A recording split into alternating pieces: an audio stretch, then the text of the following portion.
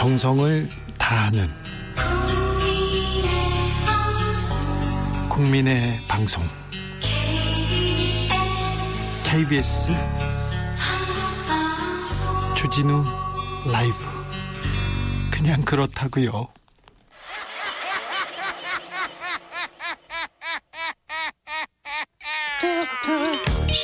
발로 뛰는 기자, 탐구하는 기자, 세상의 질문을 마구 던지는 기자, 기자가 본 오늘의 세상, 기자들의 수다. 라이브 기자실을 찾은 오늘의 기자는 KBS 김기아 기자입니다. 안녕하세요. 안녕하세요. 네, 묻힌 뉴스. 네. 첫 번째 뉴스부터 갈까요? 네, 이번 주는 워낙 이제 묻힌 뉴스가 많아가지고 네. 특히 이번 주엔 약간 노동요 이슈가 이것저것 많이 나와가지고 그런 걸로 좀 가져와봤습니다. 어떤 노동 뉴스인가요? 네, 첫 번째는 지금 뭐 코로나19 때문에 자영업자분들이 굉장히 힘드시잖아요. 힘들죠. 사실 저는 좀 직장인이니까 잘 체감을 못할 수 있는데 최근에 이제 한 화장품 회사에서 그 가맹점을 모두 없애달라, 이런 청원이 올라왔어요. 왜요? 보통 이런 청원이 올라올 때는 이제 가맹점이 뭐 문제가 있다거나 소비자들이 이게 뭐 문제를 있다거나 이런 식으로 어떤 불만을 제기하는 쪽에서 이런 청원을 올리기 마련인데, 이번에 올린 사람은 가맹점 업주, 점주 본인들이 이거를 없애달라고. 점주들이 올렸어요. 가맹점을 없애달라. 네. 이거 무슨 소리죠? 코로나19 때문에 지난해보다 가맹점들은 이 매출이 35%나 줄었다고 합니다. 네. 그러니까 매출이 3분의 2밖에 안 되는 거죠. 네. 그래서 임대료 같은 돈들을 자기 돈으로 사비로 털어서 지금 내고 계신데 네. 매달 적자가 4,500씩 나오고 있다고 합니다. 명동이나 종로 핵심 상권에서도 점포가 계속 그 문을 닫고 있습니다. 맞아요. 그래서 버티기 쉽지 않을 거예요. 네. 그런데 본사한테 그 가맹점을 없애달라고 하면 계약 관계 때문에 좀 어려워서요. 그렇습니다. 그래가지고 이거를 왜 이렇게 하나 보니까 가맹점주들이 매출이 35%나 줄었는데 그 가장 핵심 요인이 코로나보다 본사 때문이다라고 하는 거예요. 네. 그러니까 왜냐고 물어보니까 가맹점에서 한 24,000원 하는 화장품 제품이 있지 않습니까? 근데 이거를 본사가 오픈마켓에다가 이걸 11,000원에 이거를 공급한다고 해요. 네. 그러니까 이제 왜냐하면 본사 오픈마켓이면 온라인에서요? 그렇죠. 뭐 쿠팡이나 뭐 G마켓이나 이런 오픈마켓. 예. 예. 그래서 본사는 가맹점은 이렇게 할인을 못하게 하거든요. 네. 왜냐하면 이제 그 가격 경쟁을 막기 위해서 본사가 이걸 할인을 이렇게 못하게 하는데 오픈마켓은 할인율을 제한하지 않는 겁니다. 이거는 본사가 명백하게 지금 가맹점의 권리를 침해하는 거 아닌가요? 그렇죠. 이거 전문 용어로 말하면 이제 상도에 어긋나는 네? 그런 거라 볼 수 있는데 전문 용어가 상도이야? 제가 아는 건 거기까지입니다. 네. 근데 이제 이뿐이 아니라 본사가 또 직접 운영하는 온라인 전용관이 있어요. 네. 근데 여기다가는요, 신상품, 본사 여기서만 살 수 있는 신상품을 여기다 판매를 한다고 해요. 이거는 여기에 치고 저기에 밀리고 그쵸. 이거 어렵네요. 그렇죠. 그러다 보니까 가격에서는 오픈마켓에 밀리고 상품의 다양성은 본사의 온라인 전용관에 밀리니까 가맹점 업주들은 우리 정말 죽겠다. 우리 그냥 그 고객들이 와서 우리 거 발라만 보고 사는 거는 그냥 온라인으로 같은 상품을 사는 거예요. 그런데 가맹점들이 그냥 문을 닫으면 되는데 문 닫는 것도 좀 아마 계약상 어려움이 그렇죠. 있군요. 그래서 그렇죠. 그런 거를 안고서라도 지금 문을 닫으시는 분들이 많은데요. 네. 그러니까 오히려 그냥 차라리 없애달라고 이렇게 청원을 올리시는 겁니다. 예. 그런데 실제로 올해 5월에 이 홍대 상권에 있는 가맹점은 사실 가장 매출이 잘 되는. 그렇죠. 핵심 상권이죠. 그렇죠. 사람들도 많고. 네. 그런데 최근 1년 사이에 전국 700여 개 가맹점이 있었는데 200곳 가까이 폐점을 했다고 합니다. 홍대 가게가 문을 닫을 정도니 뭐 다른 동네는 뭐 사정 그렇죠. 보입니다. 사실 이럴 때 본사 입장에서는 가맹점에게 뭔가 고통 분담 차원에서 뭔가 예. 좀 도와주거나 문 닫지 않도록 이제 좀 도와줘야 이게 좀 정상인데. 그 회사에서 어떻게 해줬어요? 그래서 뭐 그냥 자기들 기자들 가서 물어봤어요. 아니 왜 이렇게 상생은 못할 망정 이렇게 상도일 어기냐라고 했더니 핵심 제품, 그러니까 우리 화장품 회사의 핵심 제품은 온라인과 가맹점 구분 없이 판매되기 때문에 문제가 안 된다, 이런 입장이에요. 그리고 오픈마켓이랑 가맹점이랑 할인율을 너무 다르게 하면 이거 가맹점 다 죽으라는 거냐라고 했더니 그거 할인율 비슷하게 유지되도록 상생 정책을 우리가 마련하고 있어라는 입장입니다. 그런데 송아랑님이 어딘지 알려주세요. 어디냐면요. 이 제품. 거기 그 이수리라는 곳인데 뭐라고요? 이수리라는 아이 입니다. 그래서 이런 명동에도 큰 가장 대규모의 업장을 가지고 있는 이수리라는 곳인데요. 여기가 근데 뭐 상생 대책을 마련 중이라고 하는데 이미 그 정책 나오기 전에 가맹업주분들 250폐점을 했습니다. KBS 뉴스에서 자세히 다룬다고 하니까 지켜보십시오. 네. 이런 나쁜 이런 네.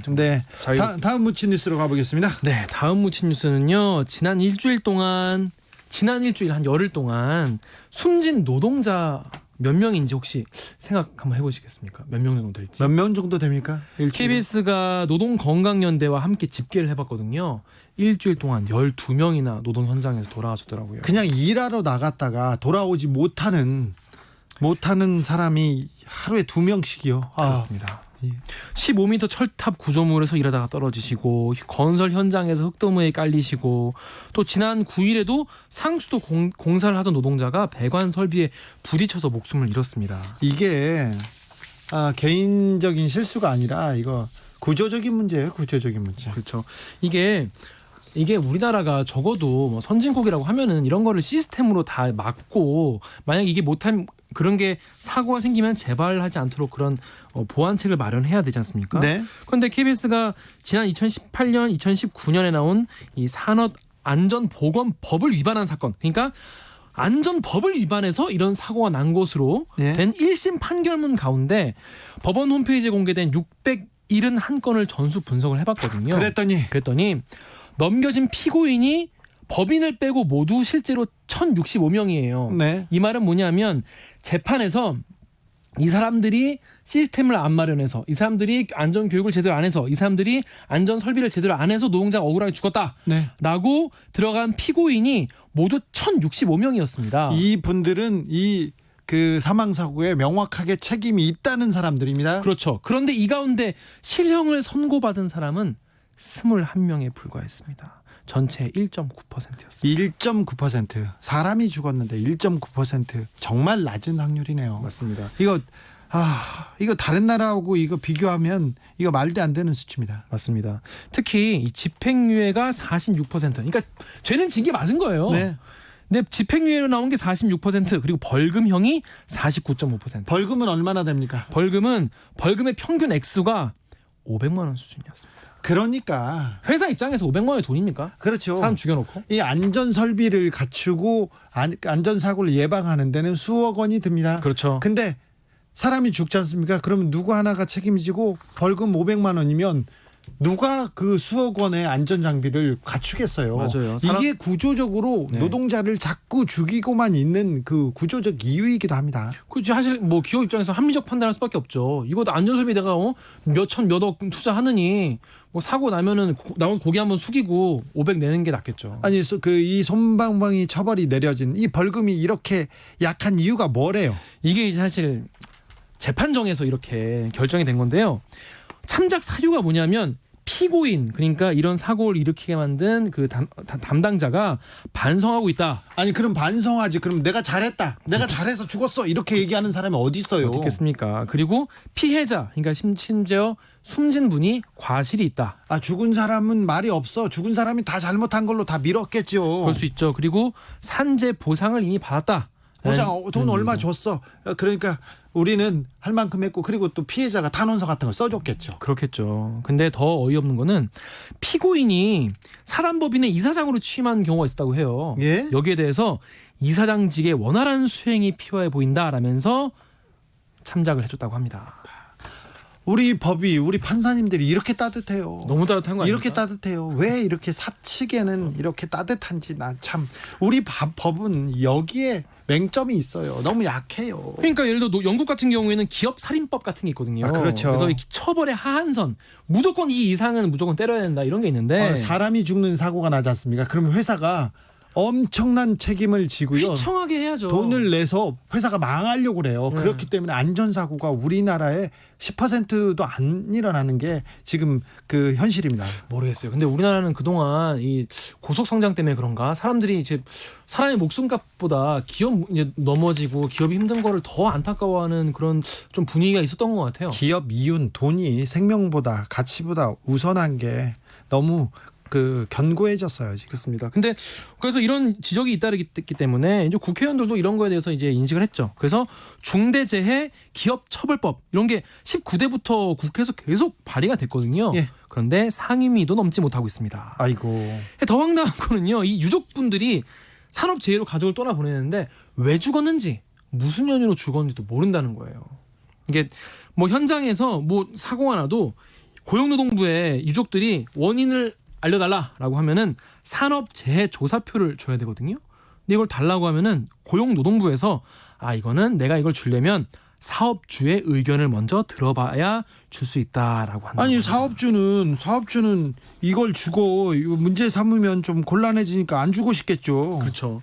그래서 고용노동부가 과연 노동자의 편인지 업주의 편인지 정말 알 수 없다 이런 취재. 이럴 때일수록 고용노동부가 노동부 노동자를 위해서 있는 부서지 않습니까? 그렇죠. 그러면 정보를 공개하고 피해자들한테 어떤 자료를 줘서 이 피해자들도 화나네요. 갑자기. 화가 납니다. 네. 영메이즈님 노동자의 피로 돌아가는 나라. 근데 언제까지 이 노동자의 피로 돌아가야 되죠? 안타깝게도 우리나라가 그렇습니다. OECD에서 산재 사망 비율이 가장 높은 나라가 우리나라가 계속 첫 번째, 두 번째 순위에서 벗어나지 못합니다. 투심플님은 주디 방송 들으면 성이 안 날 수가 없어요. 에휴. 죄송합니다.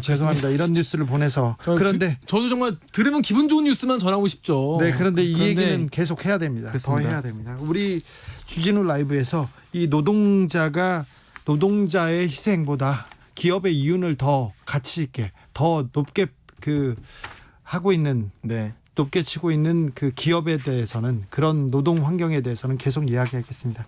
마지막으로 붙인 뉴스 어떤 내용입니까? 여러분 기억하실 거예요. 고 최희석 경비원님. 네, 안타깝게 세상을 떠났죠. 네, 이분 사건이 난 지 벌써 이제 2달이 지났어요. 네. 근데 정부 대책이 나왔습니다. 정부 대책이요? 네, 정부 대책이라는 게 나왔는데 네. 이게 조금 애매해서 한번 가져와봤습니다. 네. 이 경비원에 대한 입주민의 갑질을 막고 예. 근로 환경 개선을 위해 노력하겠다라는 이야기인데요. 그런데 일단 입주민의 갑질하거나 용역 업체가 보호 조치를 제대로 마련하지 않으면 과태료를 물릴 수 있게 됐습니다. 이게 무슨 말이죠? 네.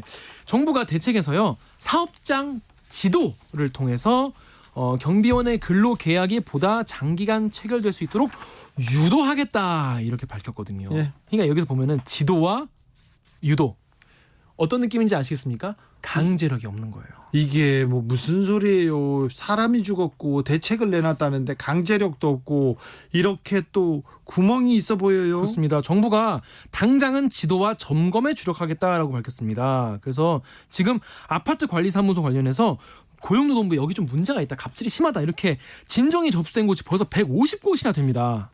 근데 여기를 대상으로 노동관계법을 잘 준수하고 있는지 지도하고 개선되지 않거나 신고가 들어온 곳은 근로 감독에 나서겠다라고 했는데 또 정부 입장에서도 좀 어쩔 수 없다고 하는 게 아파트 수가 너무 많아.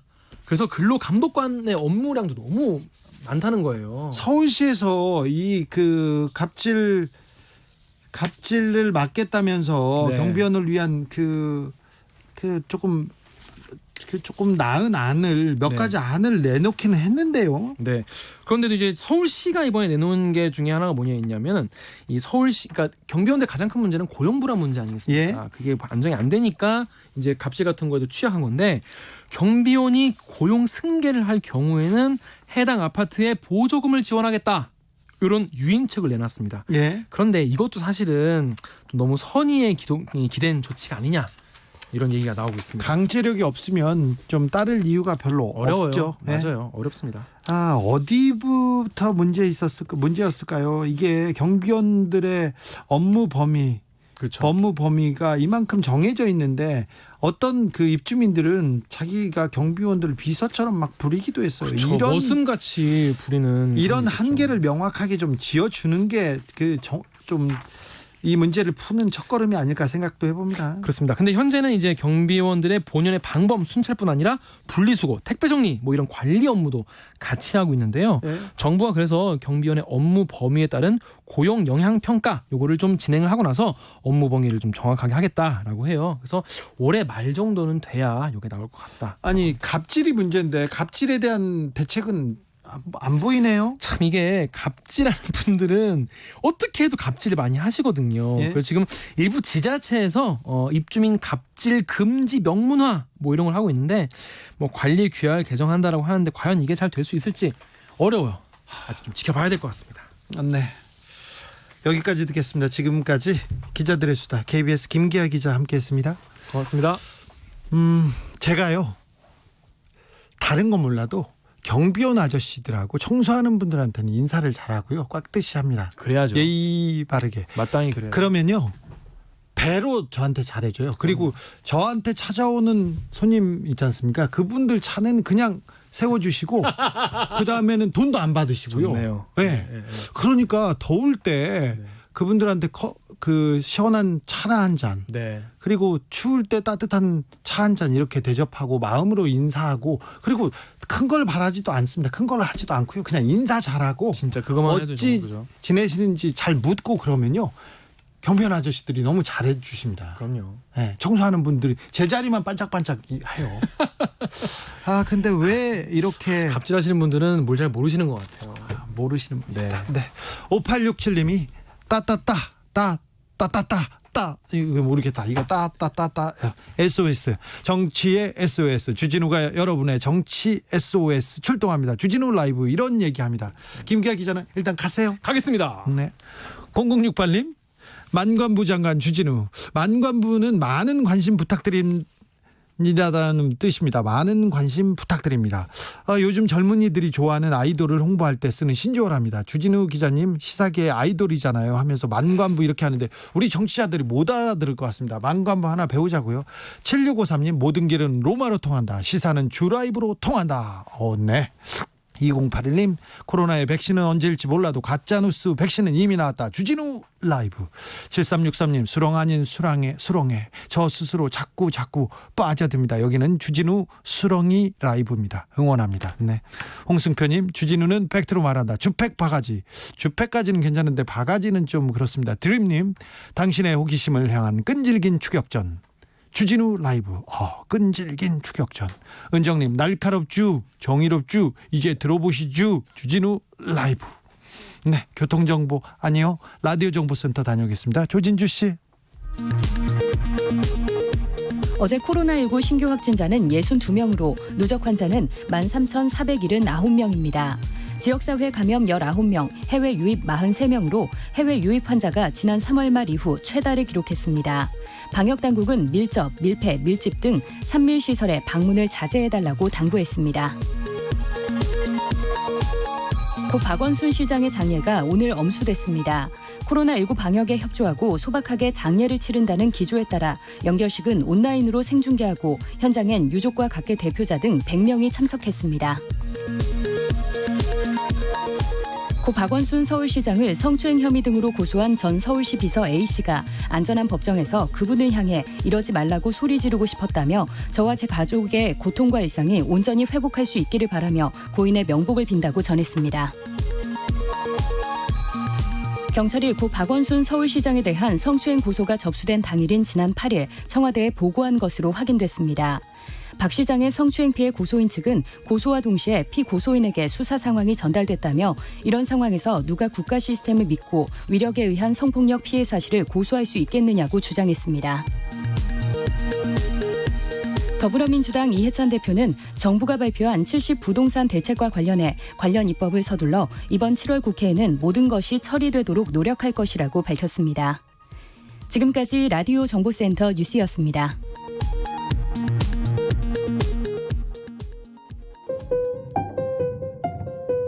정치 피로, 사건 사고로 인한 피로, 고달픈 일상에서 오는 피로. 오늘 시사하셨습니까? 경험해보세요. 들은 날과 안 들은 날의 차이. 여러분의 피로를 날려줄 저녁 한 끼 시사. 추진우 라이브.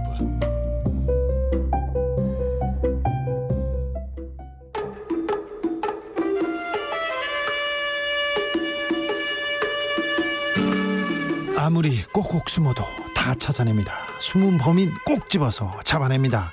대한민국 경찰의 수사 뒷이야기, 내일은 수사반장.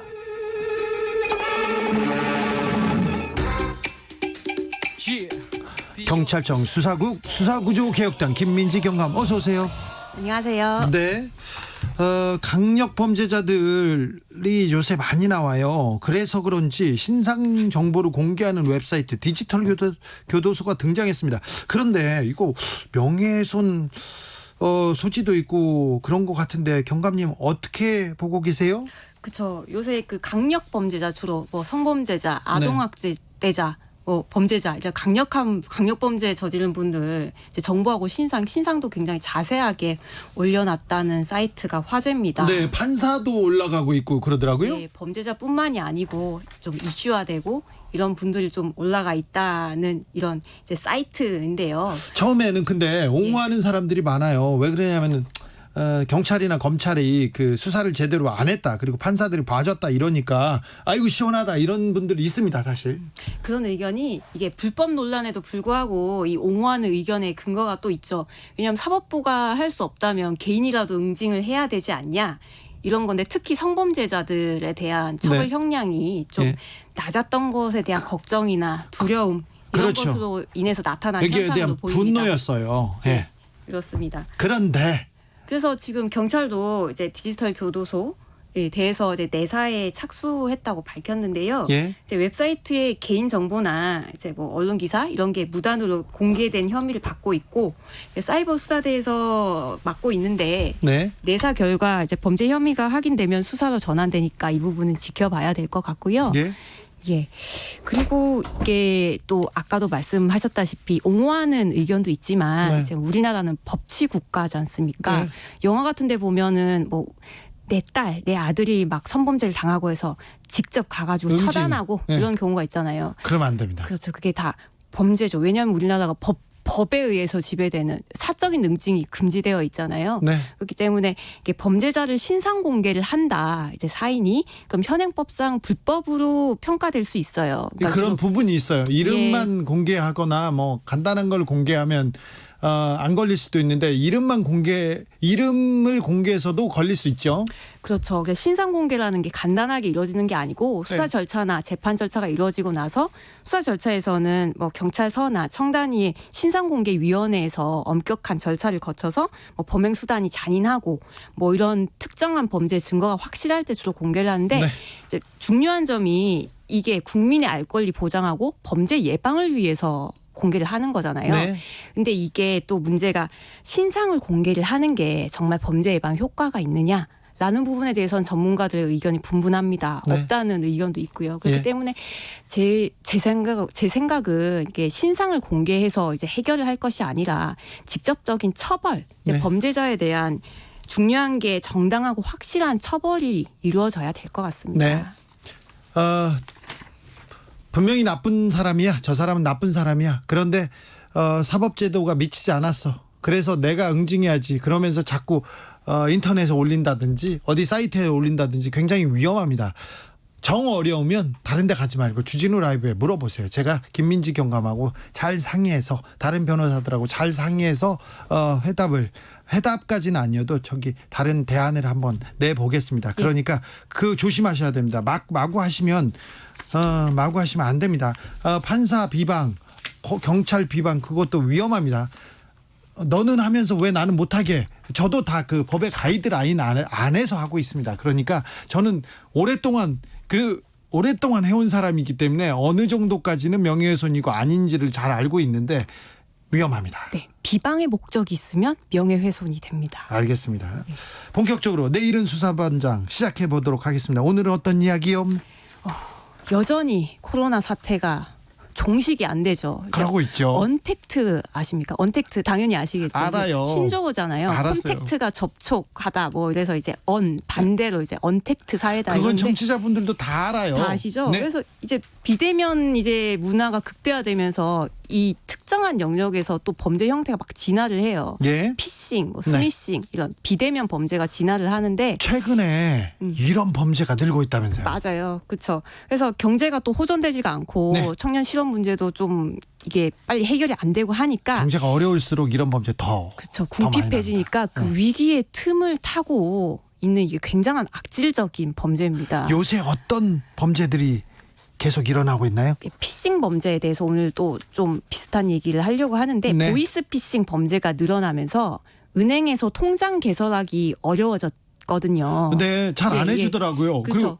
그리고 당황스럽더라고요. 통장 잘안 개설한다니까. 예.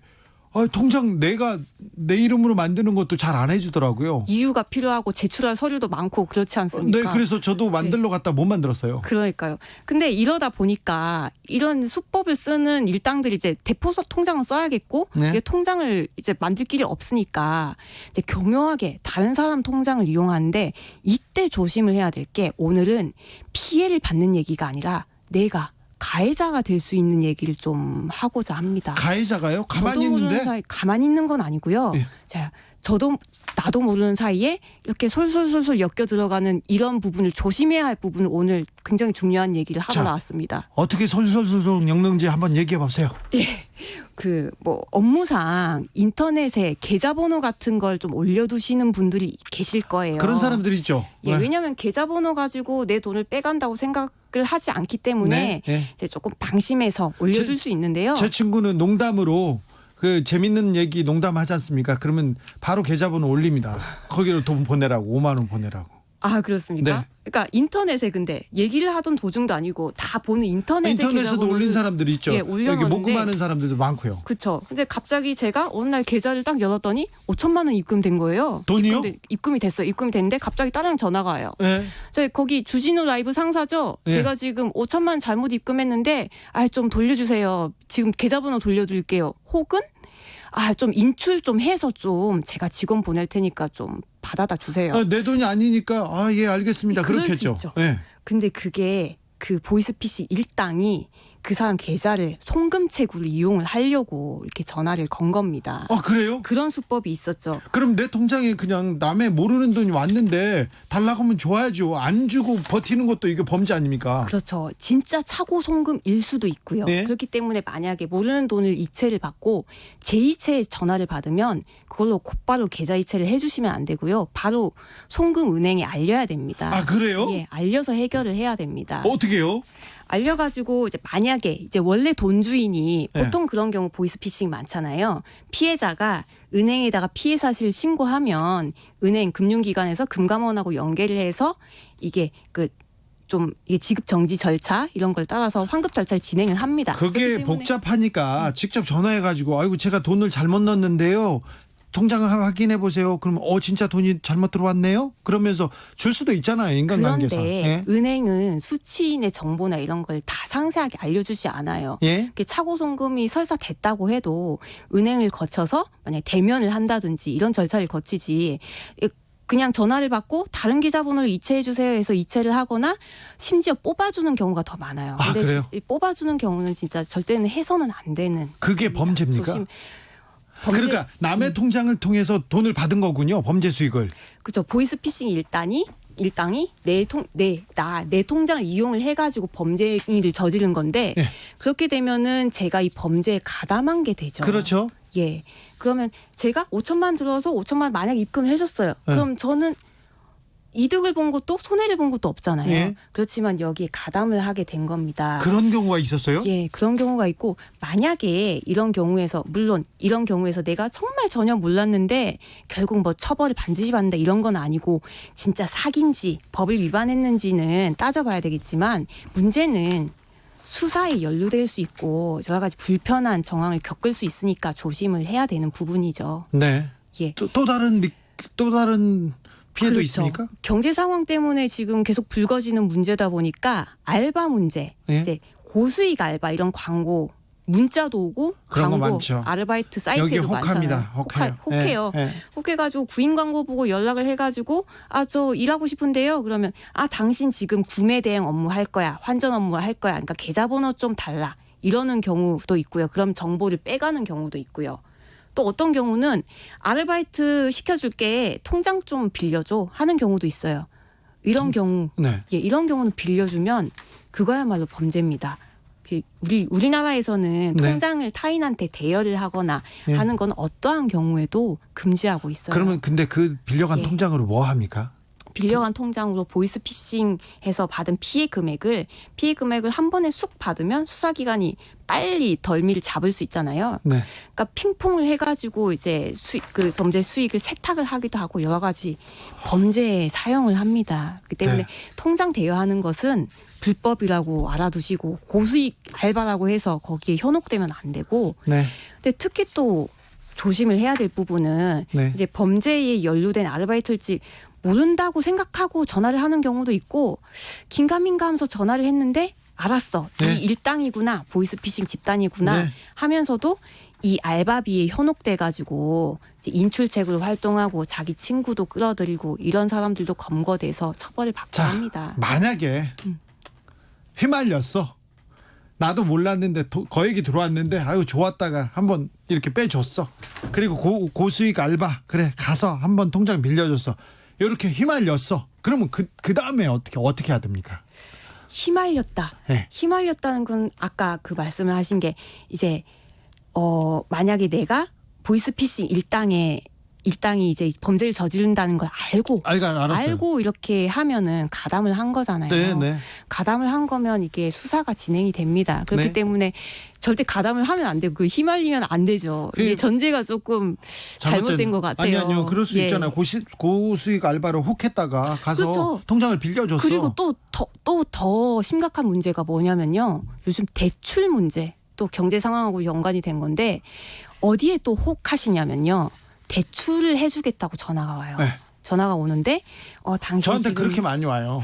왜 나의 돈을 그렇게 나한테 돈을 빌려주려고 하는지 나 신기해요. 이 사람들. 아니면 기자님께서 여러 가지 정보가 어디에 유출돼서 이렇게 쓰이고 있을 수도 있어요. 조심하셔야 됩니다. 개인 정보는 항상 조심하셔야 됩니다. 아무튼 돈을 빌려주겠다고 그렇게 친절하게 전화가 와요. 네, 친절하게 전화가 와가지고 네. 돈을 그냥 빌려주지도 않고요. 당신 신용도가 낮으니까 이제 입출금 거래 실적을 늘려야 돼 이러면서 돈을 넣었다 뺐다 하게끔 유도를 하기도 합니다. 그런 경우에 굉장히 위험한 게 내가 궁핍하잖아요. 대출 받고 싶어. 돈이 필요해요. 진짜 필요한 사람이 있잖아요. 그러면은 혹해서 이런 만약에 이게 범죄에 쓰일 거라고 생각을 하면서도 넘어가는 경우가 있기 때문에 이런 경우 굉장히 조심을 해야 되고요.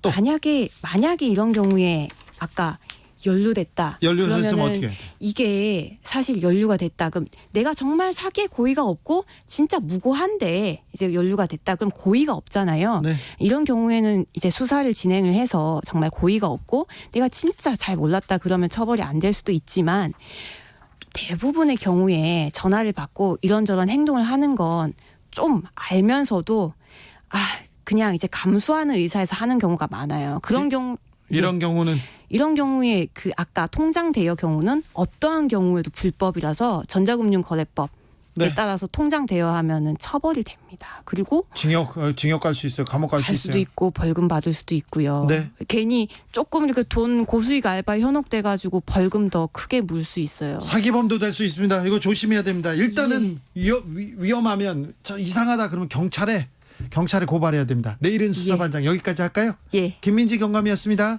감사합니다. 교통정보센터로 가겠습니다. 이승미 씨. 네, 이 시각 교통 상황입니다. 빗길에 퇴근 정체가 시작되면서 서울 외곽고속도로 구리에서 판교 일산 쪽 정체가 가장 많이 늘었습니다. 서안암에서 송파까지 정체고요. 판교에서 청계터널까지 막히고 이후 안양터널 부근 1차로에선 사고 났습니다. 1km가 밀리고 있고요. 안현분기점부터는 송내 쪽으로 10km로 정체가 늘었습니다. 또 김포에서 자유로까지도 막히고 있고요. 경부고속도로 서울 방향 남사 부근 5차로에 고장난 차가 있어서 부근 서행됩니다. 더 가선 수원에서 2km 정체고 판교 부근과 양재에서 잠원까지 밀리고 있고요. 서울 시내 강동에서 강서쪽으로 올림픽대로에서 길게 밀리고 있습니다. 동호대교에서 가양대교까지 50분 이상 걸리고요. 강변북로 일산 쪽은 동작대교에서 서강대교 구간 정체고요. 여기는 30분 이상 필요합니다. 노들길 성산대교 방향으로는 여의교 지하차도에서 성산대교 쪽으로 밀리고 있습니다. KBS 교통정보센터였습니다. 테이크아웃 시사 나왔습니다. 오늘도 하나 챙겨가세요. 주진우 라이브.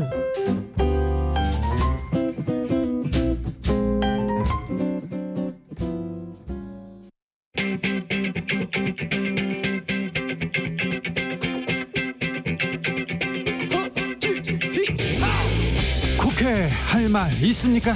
국회의원한테 민원 넣고 싶으세요? 그렇다면 잘 오셨습니다. 21대 국회 으뜸 친절왕 박주민과 함께하는 주민센터.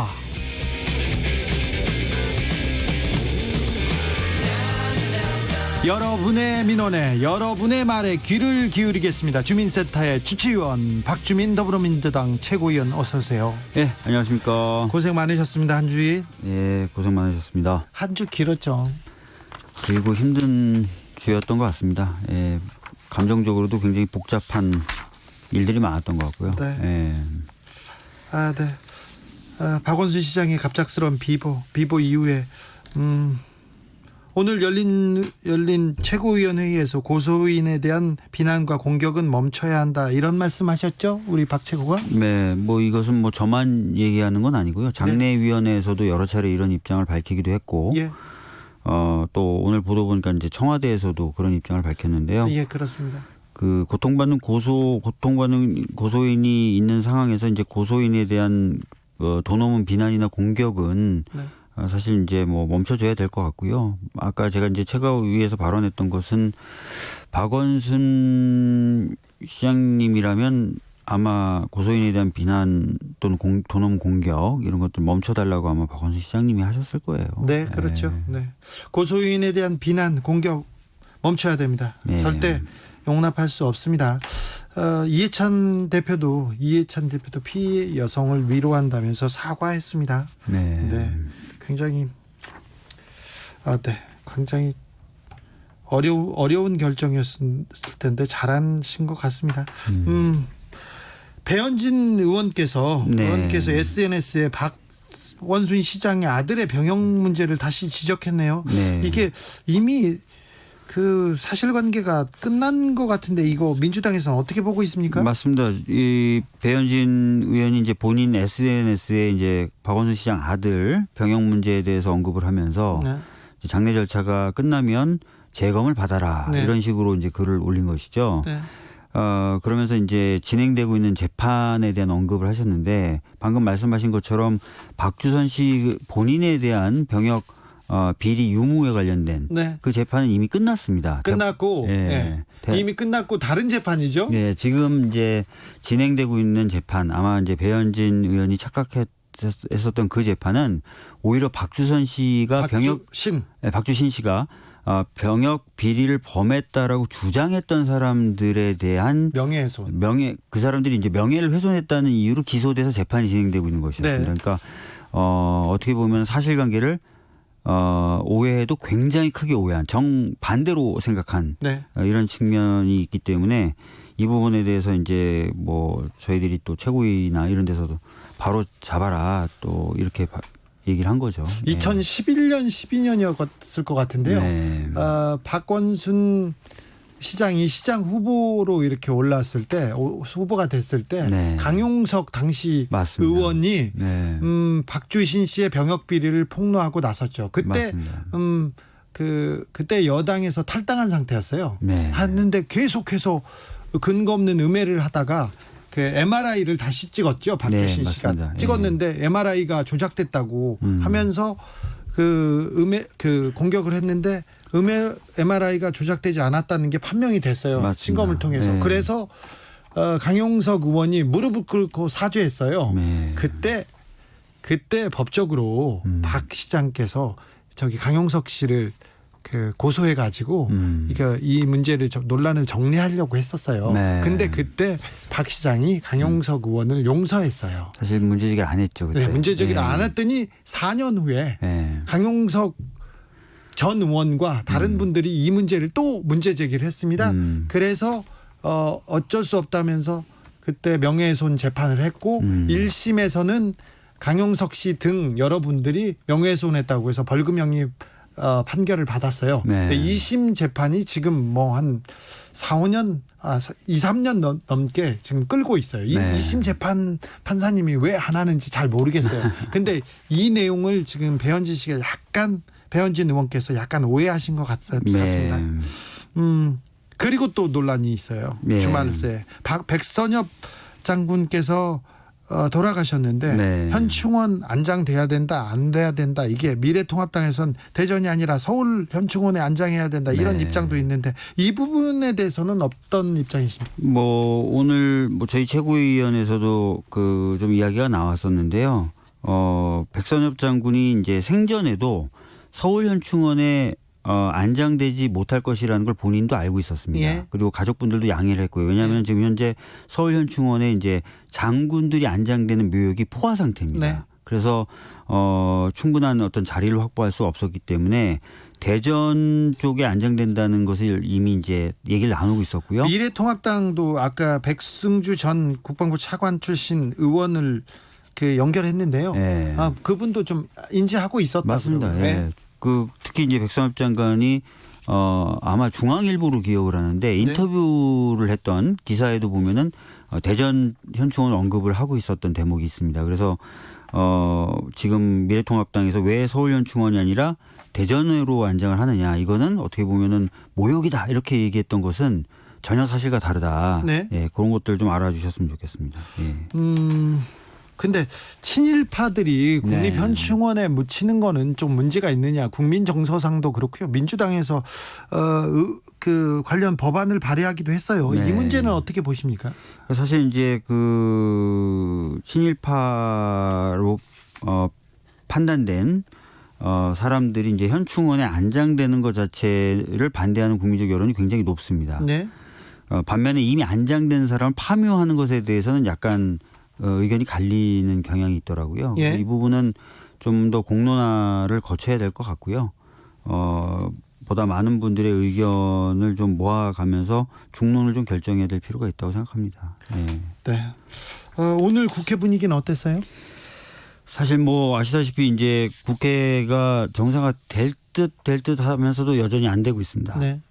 특히 이제 미래통합당에서 법사위원장을 계속해서 달라고 지금 하고 있고요. 아니 지난주 국회에 들어왔는데 네. 그래서 그냥 상임위원회에서 따질 줄 알았는데 법사위원장 내놓지 않으면 또 안 하겠다고 지금 다시 네. 얘기하고 있습니다. 그래서 이제 법사위원장을 안 내놓으면 미래통합당 몫의 부의장 추천하지 않겠다. 네. 지금 이런 상황이어서 정보위 구성이나 이런 것 자체가 좀 늦어지고 있는 상황이고요. 원활하게 지금 국회 일정 합의가 잡혀지지 않는 상황에 있습니다. 네. 저기 박주민 최고가 지금 활동하고 있는 상임위 법사위는 법사위요. 어떻습니까? 법사위는 사실은 이제 그 지난주 이후로는 공식 일정은 없었습니다. 네. 그러다 보니까 뭐 진행되는 건 없었고요. 7월 15일 공수처 출범 이게 물 건너갔네요.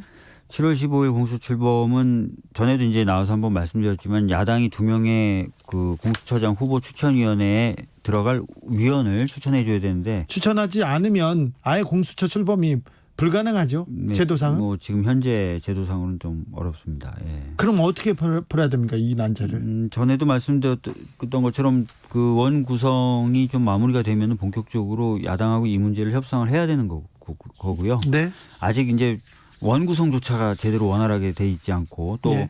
7월에 그 관련된 그 일정들 합의나 이런 것들이 제대로 되지 않고 있어서 예. 공수처에 관련된 논의에 아예 나가지 못하고 있는 그런 상황입니다. 예. 한 발자국도 이렇게 앞으로 나가지 못하는 굉장히 답답한 상황인데 네. 어렵네요 이 문제. 그러게 말입니다. 사실 여러 가지 측면에서 저희들이 이제 다수 의석을 가지게 됐기 때문에 잘 진행될 것이다라고 생각은 했었는데 이게 또 국회가 완벽하게 한쪽을 배제하고 가기가 참 어려운 구조이다 보니까 계속해서 이제 미래통합당과 협상을 해야 되는 상황이 생기고 있고요. 근데 네. 이 협상에 임하는 미래통합당의 경우 저희들이 봤을 땐 적어도 너무나 어떻게 협조를 안 해주시는 탓에 참 진행이 잘 안 되고 있습니다. 네. 예. 법무부와 검찰의 충돌도 이제 또 한 일단락이 됐죠. 이제 좀 조용해졌습니까? 네, 뭐 다 아시다시피 지난주에 윤석열 검찰총장이 사실상 법무부 장관의 지위를 수용했죠. 네. 그래서 검언 유착 관련된 논란 이것은 이제 일단락된 분위기인데요. 그러면서도 대검이 마지막에 이제 밝혔던 입장문 이런 네. 것들을 보면은 소위 말하는 뒤끝이라는 게 남아 있더라고요. 뒤끝은 있죠. 예, 그래서 이 부분이 향후 이런 부분들 남아 있는 그런 어떤 앙금들이 어떤 식으로 작용할까? 예. 즉 서울중앙지검의 수사팀이 수사하는 것을 진짜 독립적으로 수사할 수 있게 보장해 줄 것인지 아니면 물밑에서라도 뭔가 뭐 압력을 행사한다든지 영향을 미치려고 한다든지 그런 일이 있을까? 뭐 이런 것들을 좀 지켜봐야 되는 상황이 된 것 같습니다. 예. 네. 그래도 조금 조용했으면 좋겠어요. 이 두 분 기사는 좀 보고 싶지 않아요. 국민들이 그렇게 생각하는 사람들도 있을 거예요. 뭐 그렇게 생각하시는 분들도 있을 수는 있겠습니다. 네. 예. 아니면 두 분이 동시에 나오는 거는 한 분씩만 나왔으면 좋겠어. 일은 하되 일한다는 얘기를 좀 들었으면 좋겠습니다. 네. 박주민 의원은 요즘 어떤 일에 열심입니까? 뭐 아직 최고위원 임기가 남아 있어서요. 최고위원으로서의 역할을 하고 다음 있고. 달까지인가요? 네, 8월 말까지입니다. 8월 말까지요. 예. 그다음에 그럼 8월 말까지는 박주민 의원은 박주민 민주당 최고위원인데 네. 8월부터는 어떤 직함을 갖게 됩니까? 8월 이후에는 뭐 제가 특별하게 뭔가를 안 한다면 그냥 평의원이 되는 것이죠. 평의원이요? 네. 대표는 아니고요. 네. 다른 질문으로 넘어가시죠. 네, 다른 질문. 그 어떤 일에 열심히냐고요? 예, 어떤 일에 열심히 하냐면 최근에 최근에 저희 의원실에서 좀 관련 있는 몇 가지 법안을 발의했고요. 네. 뭐 그런 일들을 하느라고 좀 바쁘게 지내고 있습니다. 어떤 관련된 법안입니까? 저희가 이제 관심을 가졌던 것 중에 하나가 이제 의료인의 경우는요. 예. 뭐 변호사나 또는 뭐 다른 전문 자격사하고 달리 예. 의료법, 그러니까 다른 전문 자격사들은 다른 어떤 여러 가지 법을 위반해서 뭐 실형을 금고 이상형을 선고받거나 그러면 자격증이 박탈되죠. 자격증이 박탈돼요. 네. 근데 의사는 특이하게 의료법 관련돼서만. 그렇죠. 예. 그래서 성범죄를 저질렀다 하더라도 나 다시 화나게 생각했어요. 예. 저기 창원에 저기 경상남도에서 예. 있었던 성범죄인데요. 마취를 하고 성폭행을 했어요. 그 엄청난 일인데 그 옆 동네에 가서 또 개원했네요. 네. 그리고 서울에서 압구정동에 있는 가장 큰 산부인과예요. 대형 병원입니다. 성수대교를 넘어가기만 하면 왼쪽에 있는 아주 큰 병원입니다. 근데 거기 의사가 야. 또 수면 그 프로포폴을 주사하고 성추행을 했어요. 네. 범죄를 저질렀는데 지속적으로. 근데 그 의사가 다른 데서 또 활동합니다. 네. 감옥 갔다 와서도 활동합니다. 최근에 이제 그런 일이 좀 많아가지고요. 예. 그 다른 법령, 그러니까 뭐 방금 말씀드렸던 성범죄라든지 이런 것들을 위반해도 의사 자격이 박탈되도록 하고 예. 일단 의사 자격이 박탈되면 예전에는 3년 정도 지나면 다시 의사 자격을 회복할 수 있도록 돼 있는데 네. 5년 정도 더 길게 의사 자격을 아예 획득하지 못하도록 하는 법안을 하나 냈습니다. 네. 잘 통과될 수 있을지 모르겠어요. 하여튼 열심히 좀 해보고요. 네, 그다음에 네, 이거 꼭 필요합니다. 예. 다른 직업에 비해서 생명, 윤리 이런 게 좀 중요합니다. 의사는. 그리고 의사는 박 의원 어디 아파 그러면 모르잖아요. 네. 어디인지 모르잖아요. 모르죠. 그러면서 거기서 부가가치를 막 창출해내는 능력을 가진 의사들이 많아요. 네. 그래서 굉장히 그 돈벌이로 이용하는 사람도 많기 때문에 이런 부분은 좀 문제가 있으면 좀 처벌을 강화하는 거는 필요한 것 같습니다. 네, 의사도 이제 그 일반 대중이 갖고 있는 의사들에 대한 신뢰에 비춰보면 윤리적인 측면을 좀 많이 강화해야 될 필요가 있죠. 예. 예. 김정훈 님이 추 장관 윤 총장은 이제 뉴스에서 그만 보고 싶습니다. 본연의 임무에 충실하십시오. 네, 본연의 임무에 충실해야겠죠. 6919님이 출근길에 정치하고 퇴근길에 수박. 정답. 이랑 사이다를 마트에서 구입하면서 문자 넣었습니다. 화채가 당기네요. 네, 화채가 당긴대요. 화채가 좋답니다. 코로나로 힘든데 장맛비가 엄청 내리는데 농가에 피해가 없길 바라봅니다. 모두 힘냅시다. 파이팅입니다. 얘기하는데요. 박주민 의원. 자, 의료법 개정안 말고요. 그 다음번엔. 네, 그 다음에 이제 또 제가 낸 게 변호사를 이제 판검사들이 이제 옷을 벗고 나서 퇴임하고 나서 변호사가 되는데 지금까지는 이제 재직 중에 판사 검사로 재직 중에 뭔가 잘못된 게 나중에 밝혀져도 예. 변호사 자격을 박탈한다거나 등록을 제한하는 그런 제도가 없었어요. 없죠. 근데 이번에 이제 재직 중에 위법행위를 한 게 나중에라도 밝혀지면은 그것을 변호사 등록을 제한하도록 하는 네. 그런 내용을 담은 변호사법 등 개정안을 좀 냈고요. 또 여기에 대해서 하나 질문이요. 네. 근데 현직에서 있을 때 잘못을 했어요. 네. 근데 재판을 받는 과정에 계속 변호인을 해요. 이 부분도 조금 문제가 있는데 왜 그 검찰 그리고 변호사 협회에서는 아무런 제지가 없죠. 그러니까 지금 그 재직 중에 어떤 비행위에 대해서 나중에 밝혀진 경우엔 등록을 제한하는 사유가 없어서 네. 그런 걸 좀 만들어 보겠다는 게 제 법의 취지거든요. 네. 요게 좀 되면은 아마 앞으로 좀 그런 일이 좀 없을 것 같고요. 예. 그 다음에 이제 간혹 검사들 중에 예. 자기가 다뤘던 수사 기록을 들고 나오는 경우가 있어요. 그런 경우 많아요. 예. 이 땡땡 저기 예. 대검에서 범죄 정보를 이렇게 쭉 이렇게 하는 부서가 있었어요. 네. 지금은 사라졌는데 네. 거기서 파일을 가지고 나와서 그걸 가지고 기업에 협박해가지고 고문 변호사 한 사람 저 압니다. 실제로 여러분들 그 장자연 사건, 고 네. 장자연 씨 사건 아실 건데요. 네. 그 장자연 씨의 통화 목록 기록도 사실은 이제 어디론가 사라졌었다라는 얘기가 있었잖아요. 중간에 사라졌죠. 예, 근데 그 사본을 검사가 가지고 나왔다. 뭐 이런 얘기도 있었습니다. 사라졌는데 검사한테 있네. 근데 뭐 이제 본인은 원본이 아니라 사본을 그냥 들고 나온 것에 불과하다 이렇게 얘기했는데 하여튼 그런 식으로 재판 자료나 수사 기록이 이제 유출되는 경우를 네. 뭐 형사처벌해 가지고 못하도록 예. 만드는 법안 발의를 했습니다. 검사들은 법을 다루는 사람들인데 법을 어기는 경우가 많아요. 이런 사람들은 좀 굉장히 좀 가혹하게 좀 강하게 처벌해야 되는데 왜 검사한테는 법이 미치지 않나 이런 생각 자주 하게 이 됩니다. 부분은 이제 딱히 이제 처벌하는 규정이 없어가지고 규정이 없었어요? 예, 그래서 그 공백이 좀 활용된 측면이 있거든요. 예. 근데 앞으로는 이제 그렇게 하면은 처벌되게 되니까 검사들이 이제 그 퇴임하면서 자신이 했던 여러 가지 사건 기록이나 수사 기록을 가지고 나올 수가 없죠. 예전에는 그런 일이 왕왕 있었대요. 가지고 나와서 그걸 이용해서 말씀하신 대로 네. 취업을 하기도 하고 사건을 수임하기도 하고. 네. 근데 이제 그런 걸 못 하게 되는 것이죠. 그런데 이 법이 만들어지면 바로 통과됩니까? 제가 봤을 때 제가 지금 말씀드렸던 이런 법안 내용 합리적으로 들리시지 않습니까? 네, 뭐 무리하지 않죠. 네, 무리하지 않고 필요하다고 생각되시죠? 네, 네. 반드시 필요합니다. 그럼 통과되겠죠. 뭐. 금방요. 언제쯤 볼 수 있습니까? 일단 법사위가 돌아가야 되는데요. 네.